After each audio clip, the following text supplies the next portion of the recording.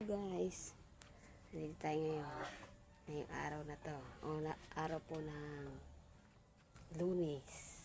Hello po sa inyo lahat, guys. Dito naman po ang pangit nyong joke, kasi po may gagawin tayo ngayon, guys. Iinitin ko po yung almusal ng mga anak ko.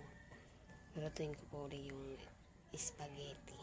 Iinitin ko lang po kasi nandito po sa loob ng rep po.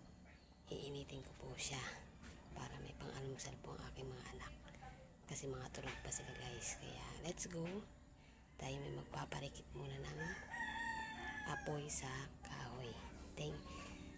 Wait lang kayo, magpaparigas muna tayo, guys, para mailuto na natin tong mainit na natin yung spaghetti na natin kahapon po, guys, para meron po silang almusal ngayon. Let's go. Ayan, guys, ito yung iinit natin, kasi sayang to. Yan, madami-dami pa to, guys.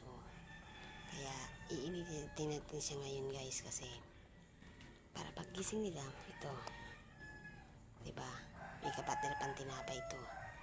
Yan, iinitin natin siya habang mga tulog pa sila. Ngayon nakapagparikit na tayo ngayon, kaya sarangan natin to.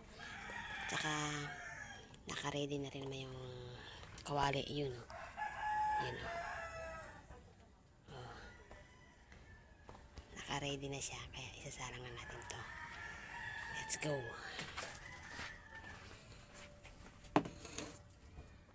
Ayan, guys, nakasarangan.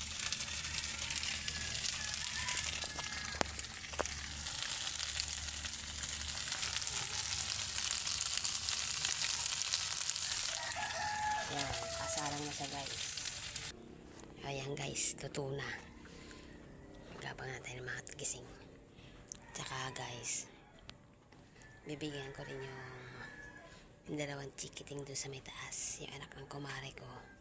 Bibigyan ko rin sila, kasi kagabi po, anong oras sila nakauwi. Siguro mga alas 9 na siguro sila ng gabi nakauwi. Kaya hindi ko na iabot sa kanila yung para sa kanila, kaya ngayong umaga. Ngayon, guys, pupunta na tayo para mayroon pa kayo dalawang kinikiting niya. Let's go. Hindi natin naibigay kagabi, napunta tayo ngayon. Ngayon, guys, naibigay na natin yung ibibigay natin sa dalawang bata. Yun, tuwang-tuwa naman yung bata, guys. Tuwang-tuwa yung mga anak niya, kaya naiabot na natin sa kanila. Kaya hindi sila tayo nakawi, kaya ibinigay pa sa akin, guys.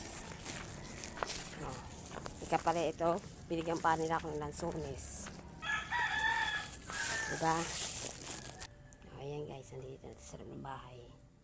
Nandito na lang. Thank you.